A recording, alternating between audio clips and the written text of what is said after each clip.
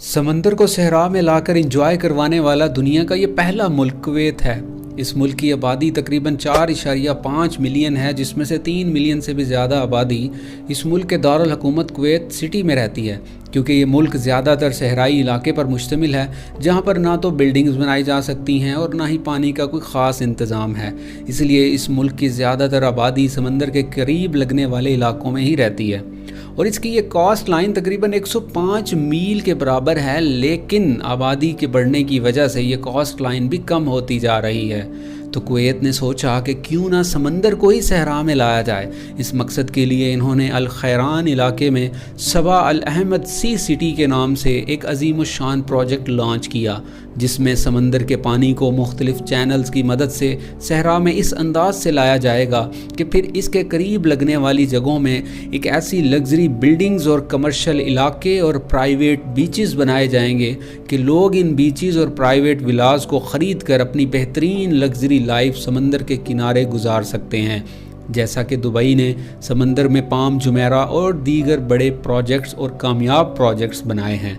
2.5 लाख से ज़्यादा लोग इस प्रोजेक्ट को मुकम्मल होने के बाद यहाँ रिहाइश इख्तियार कर सकते हैं। कुवैत ने इस मकसद के लिए $5 बिलियन की रकम खर्च करने का प्लान बनाया, मगर इन चैनल्स को बनाते वक्त एक मुश्किल ये आन पड़ी कि इन चैनल्स में अगर पानी को बहने ना दिया गया और रोके रखा तो ये वक्त के साथ साथ बदबूदार और माहौल को ख़राब कर देगा।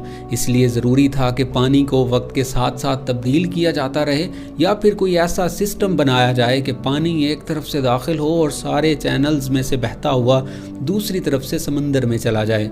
मगर अब मुश्किल ये थी कि पानी एक तरफ से अंदर दाखिल तो हो सकता था, मगर दूसरी तरफ झुकाव ना होने की वजह से पानी वापस चला जाता था। तो पानी को वापस जाने से रोकने के लिए काफ़ी सोचो विचार के बाद एक टेक्निक आजमाई गई कि थोड़े थोड़े वक्फे के बाद डोर्स यानी कि दरवाज़े कुछ इस अंदाज से इंस्टॉल किए गए कि जब पानी बहता हुआ आता था तो दरवाज़ा पानी के बहाव की वजह से खुल तो जाता था, मगर जो पानी वापस आने लगता तो उसके लिए दरवाज़ा ना खुलता था। इस तरह से पानी का दबाव इससे अगले दरवाज़े पर शिफ्ट हो जाता था, जिससे वो खुल जाता और फिर पानी को आगे बहाकर अगले दरवाज़े तक पहुंचाता।